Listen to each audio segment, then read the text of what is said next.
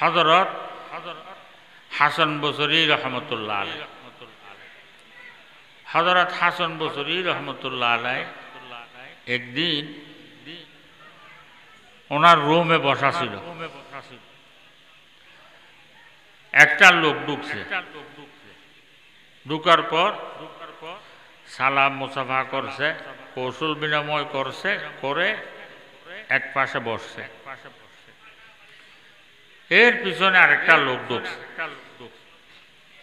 ঢুকার পর ওই লোকটা বলে, হুজুর,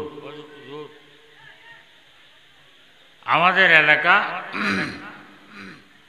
অনাবৃষ্টির কারণে খরায় একদম নষ্ট হয়ে গেছে, যত ফসলাদি আছে সব শেষ, একদম সবগুলো নষ্ট হয়ে গেছে। এখন পুকুর, নদী এগুলোর পানিও শুকিয়ে যাচ্ছে। পানির অভাবে পশু পাখি পর্যন্ত মরা আরম্ভ করছে। তো হুজুর, আমি আসছি জি, আমাদের এলাকার জন্য একটু দোয়া করেন, আল্লাহ তাআলার রহমতের বৃষ্টি যেন আমাদের এলাকার মধ্যে নাজেল করে, আমাদের এলাকায় খরার থেকে যেন আল্লাহ তাআলা বাঁচায়, এর জন্য একটু দোয়ার জন্য আসছি। এই কথা বলার পর হযরত হাসান বসরি রহমতুল্লাহ আলাইহ ওই লোককে বলেন, বাবা, বেশি বেশি করে ইস্তেগফার পড়ো, বেশি বেশি করে ইস্তেগফার পড়ো। এরপর ওই লোকটা সালাম মুসাফা করে হুজুর থেকে বিদায় নিয়ে বের হয়েছে। বের হওয়ার সাথে সাথে আরেকটা লোক ঢুকছে। ওই লোকটা এসে বলতেছে, সালাম মুসাফা করছে, কৌশল বিনিময় করছে। এরপর হুজুরকে বলে, হুজুর, আমাকে আল্লাহ পাক সুবহানাহু ওয়া তাআলা টাকা পয়সা অট্টালিকা দান করেছে, টাকা পয়সা ধন দৌলত আমাকে অট্টালিকা দান করেছে, কিন্তু আমাকে আল্লাহ পাক সুবহানাহু ওয়া তাআলা আমার ওয়ারিস কিছু দেয় নাই, কোনো ছেলে মেয়ে নাই। তা আমার যখন এই ধন সম্পদের দিকে নজর পড়ে, আমার কাছে কিরকম দুঃখ লাগে এটা আমি বাসায় প্রকাশ করতে পারছি। কার জন্য এত মেহনত করতেছে, একটা ছেলে একটা মেয়ে আল্লাহ তাআলা আমাকে দেন নাই, এই টাকা পয়সা এই ধন দৌলত কে খাবে আমার মরার পর? এগুলো মালিক কে হবে? এই পেরেশানিতে আমার হায়াত, এই জিন্দা, আমি জিন্দা থাকা অবস্থার মধ্যেও আমার কাছে এটা আযাবের মতো হয়ে গেছে। হুজুর, আমার জন্য একটু দোয়া করেন, আল্লাহ তাআলা যেন আমাকে একটা এই ছেলে দান করে। এই কথা বলার পর হুজুর ওনাকে বলতেছেন, বাবা, বেশি বেশি করে ইস্তেগফার পড়ো, বেশি বেশি করে ইস্তেগফার পড়ো।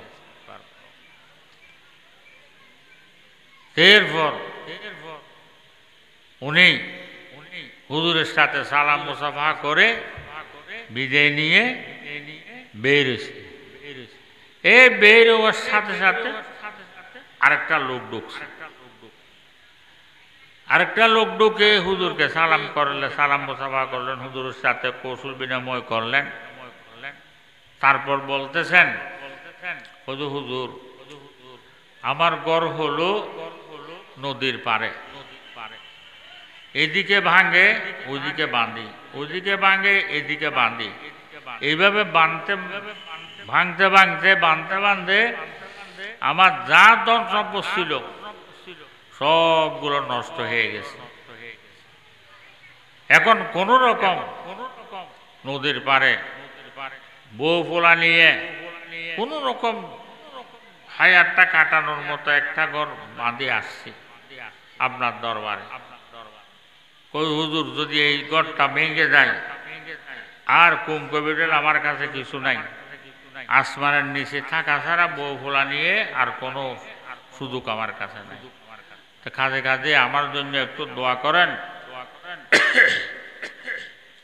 আল্লাহ তাআলা যেন মৃত্যু পর্যন্ত আমার বউ ফোলা নিয়ে জুতো শর্মা নিয়ে ঘরের মধ্যে কাটাইতে পারি। এই কথা বলার পর হুজুর ওনাকে বলতেছে, কত বাবা বেশি বেশি করে ইস্তেগফার পড়ো, বেশি বেশি করে ইস্তেগফার পড়ো। এরপর ওই লোকটা সালাম মুসাফা করে হুজুর থেকে বিদায় নিয়ে বের হয়েছে। তো প্রথম ঢুকছিল যে যিনি পাশে বসা ছিল, এরা বের হওয়ার সাথে সাথে উনি আসে হুজুরকে ধরছে। কত হুজুর রোগ একটার থেকে একটা বড় বড় রোগ, একটার থেকে একটা বড় বড়, আবার কোনোটার সাথে কোনোটার মিল নাই, কোনোটার সাথে কোনোটার মিল নাই, সামঞ্জস্য নাই। রোগও একটার থেকে একটা বড় বড়, আবার একটার সাথে একটা মিলও নাই। কদি কিন্তু আপনি ওষুধ দিয়েছেন যে সবাইকে একটা, রোগ একটার থেকে একটা বড় বড়, আবার কোনোটার সাথে কোনোটার মিল নেই, কিন্তু আপনি ওষুধ দিলেন যে সবাইকে একটা। এই কথা বলার পর হুজুর এই আয়াতটা তেলাওয়াত করেছেন, ফাকুলতু আস্তাগফিরু রাব্বাকুম ইন্নাহু কানা গাফফারা ইউরসিলিস সামাআ আলাইকুম মিদরারা ويمددكم بأموال وبنين ويجعل لكم جنات ويجعل لكم أنهارا। এই আয়াতের মধ্যে আল্লাহ পাক সুবহানাহু ওয়া তাআলা ফরমান, দুনিয়ার মধ্যে যত আযাব গজব অসুবিধা এগুলো আসে বান্দার গুনার কারণে। কথা বুঝে আসছে? দুনিয়ার মধ্যে যত আযাব গজব মুসিবত আসে এগুলো বান্দার গুনার কারণে। তো রিজিকের তঙ্গি হয়ে গেছে, মনে করতে হবে আমার গুনার কারণে। কথা বুঝে আসছে? ছেলে মেয়ে কথা শুনতেছে না, মনে করতে হবে আমার গুনার কারণে। ঘরের মধ্যে সবাই সব সময় অসুস্থ, পেরেশানির মধ্যে দিন কাটাইতে হচ্ছে, মনে করতে হবে এগুলো সবগুলো আমার গুনার কারণে। ছেলে বিদেশে গেছে, কোনো লাইন নাই, মনে করতে হবে আমার গুনার কারণে। তো এই যখন আমার গুনার কারণে এগুলো হচ্ছে, যখন বুঝে আসবে তো কি করতে হবে? গুনাহ মাফ চাইতে হবে, আল্লাহর দরবার গুনাহ মাফ চাইতে হবে।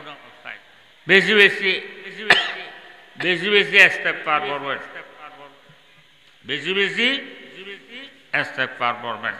কিতাবের মধ্যে আছে যে বেশি বেশি ইস্তেগফার করবে, এই আস্তাগফিরুল্লাহ বেশি লম্বাটা না জানলে এটা পড়বে না। আস্তাগফিরুল্লাহ আস্তাগফিরুল্লাহ আস্তাগফিরুল্লাহ, এটা হাঁটতে বসতে সবসময় এটা পড়বে।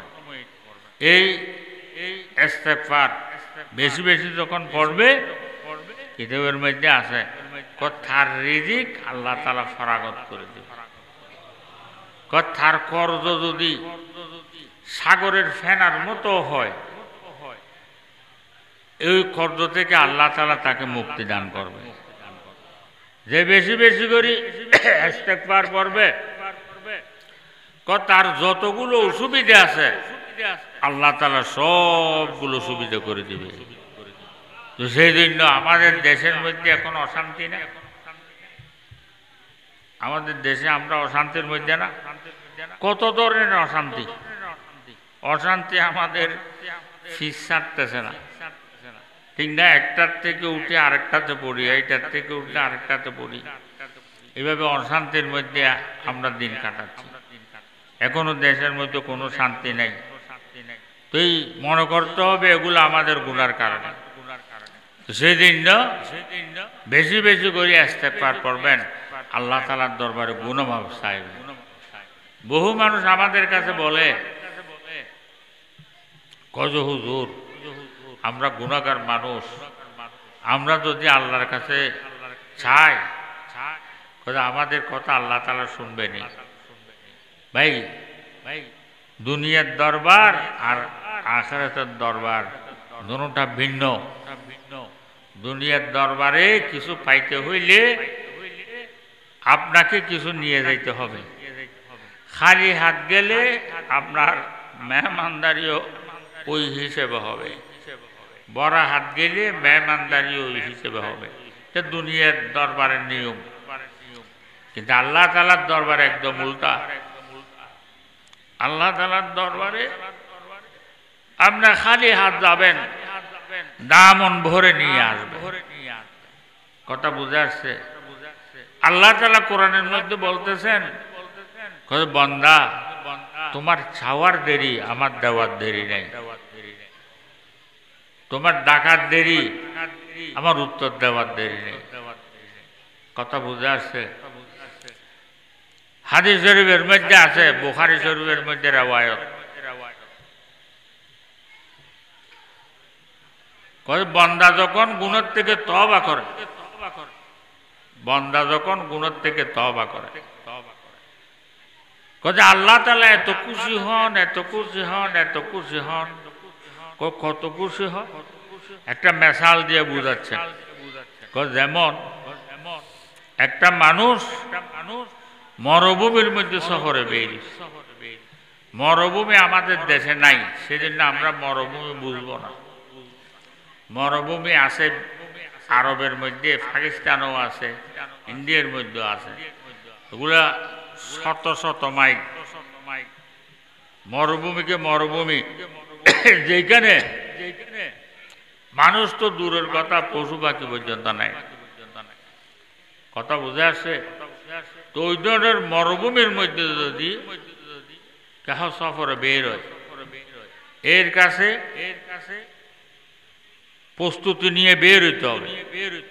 যেমন এখানে মরুভূমির মধ্যে যখন কেউ থাকে না, মানুষ পশু পাখি কিছু যখন থাকে না, আপনি যদি মরুভূমিতে যান তাইলে এখানে সব কিছু আপনাকে সাথে নিয়ে যাইতে হবে না? তো আগে প্ল্যান করতে হবে, অমুক জায়গার মধ্যে আমি যাব, তো যাইতে আসতে কয়দিন লাগবে, অতদিনের খানা পানি সবগুলো সাথে নিতে হবে। এবং এইখানে হাঁড়ি কেতা বালিশ ওগুলো সাথে নিতে হবে। এইখানে তার হোটেল নাই। কথা বুঝে আসছে? তো ওগুলো সবগুলো প্রস্তুতি নিয়ে আপনি সাওয়ারের উপর ওগুলো বাঁধছেন। তারপর সাওয়ারির খানা ফানিও নিতে হবে না, ওগুলো নিছেন। সবগুলো নিয়ে সফরে বের হয়েছে। সফরে বের হওয়ার পর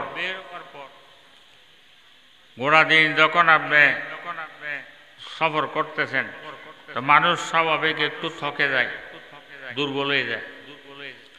তো গোড়া দিন সফর করছে, একটু হরান লাগতেছে, দুর্বল লাগতেছে, তো এই এক জায়গার মধ্যে একটু বসছে। তেতুদূর সফর করে আসছে, এক জায়গার মধ্যে যখন বসছে, ওই সাওয়ারি টাওয়ারি ওগুলো সামনে রাখছে। রেখে বসার সাথে সাথে দুর্বল হয়ে গেছে, চোখে ঘুম চলে আসছে, চোখের মধ্যে ঘুম এসে গেছে। হঠাৎ কিছুক্ষণ পর ঘুম থেকে জাগ্রত হয়েছে, ঘুম ভাঙছে। ঘুম ভাঙার পর দেখতেছে যেই সাওয়ারির উপর খানা ফানি ফাড়ি বালির বিছানা যে সাওয়ারির উপর উপস্থিত ছিল, ওই সাওয়ারি কোথায় গায়েব হয়ে গেছে। তাড়াতাড়ি উঠে অবুক এই সাওয়ারি চলে গেলে তো, হেরে গেলে তো আমরা জিন্দা মোট। তাড়াতাড়ি উঠে তালাশ করা আরম্ভ করল।